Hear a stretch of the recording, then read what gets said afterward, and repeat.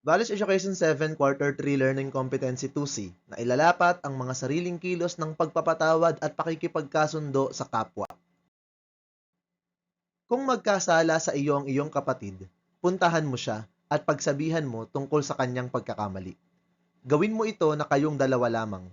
Kung siya'y makinig sa iyo, napanumbalik mo na ang iyong kapatid.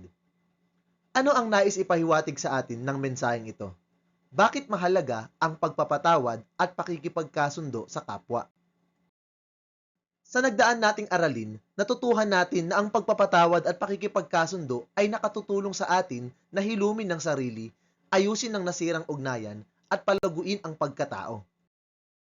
Ngayon, sa pamamagitan ng isang gawain, inyong ipakikita ang sarili ninyong paraan ng pagpapatawad sa taong nagkasala sa inyo. Mag-isip ng sariling karanasan na kung saan ang iyong kapwa, maaaring siya ay kamag-aral, kaibigan o kamag-anak, ay may nagawang masama sa iyo na nakasakit sa iyong damdamin. Sagutin ang mga sumusunod na tanong. Ano ang nagawa niya na nakasakit sa iyong damdamin? Ano-ano kaya ang mga dahilan niya kung bakit niya nagawa iyon? Ano-ano ang mabubuting maidudulot sa iyo kung patatawarin mo siya? At paano mo siya patatawarin? Kakausapin ba o patatawarin ng hindi ipinapaalam?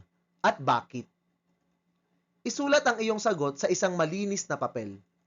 Ito ay iyong ibabahagi sa klase. Halimbawa para sa unang tanong, ano ang nagawa niya na nakasakit sa iyong damdamin? Pinagalitan ako ng group leader namin sa harap ng iba naming kamag-aral at ako ay napahiya. Pangalawang tanong, ano-ano kaya ang mga dahilan niya kung bakit niya nagawa iyon? Maaaring siya ay frustrated lang. Maaaring hindi niya lang maintindihan ang ginawa ko para sa pangkat. O maaaring may dinaramdam siya kung kaya maikli ang pasensya niya ng mga oras na iyon. Pangatlo, ano-ano ang mabubuting maidudulot sa iyo kung patatawarin mo siya? Mas mauunawaan at makikilala ko siya. Hindi ako magkakaroon ng taong kinasasamaan ko ng loob sa paaralan. Magiging mas magaan ang pakiramdam ko. At panghuli, paano mo siya patatawarin at bakit? Kakausapin ko siya ng dalawa lang kami at ipapaliwanag ko sa kanya ang ginawa ko para sa pangkat at kung bakit ako nasaktan sa ginawa niya. Sasabihin ko sa kanya na pinapatawad ko na siya. Gagawin ko ito upang maging magaan ang pakiramdam naming dalawa at upang makagawa kami ng mas maayos. Kung ating isasabuhay ang pagiging mapagpatawad at mapakipagkasundo, malilinang sa atin ang pagpapahalaga sa kababaang loob o humility. Ano nga ba ito? Ang kababaang loob o humility ay ang kakayahan nating kilalanin ang ating mga kahinaan at pagkakamali ng walang pagmamataas, habang bukas tayong tumatanggap ng kritisismo ng may paggalang sa iba. Ito ay hindi nangangahulugan ng pagpapababa sa sarili, kundi ng pagkakaroon ng tamang pagtingin sa sariling kakayahan at pag-unawa sa halaga ng ibang tao. Ang pagpapatawad at pakikipagkasundo ay nangangailangan ng kababaang loob dahil dapat nating tanggapin na ang lahat ng tao, kasama tayo, ay nagkakamali.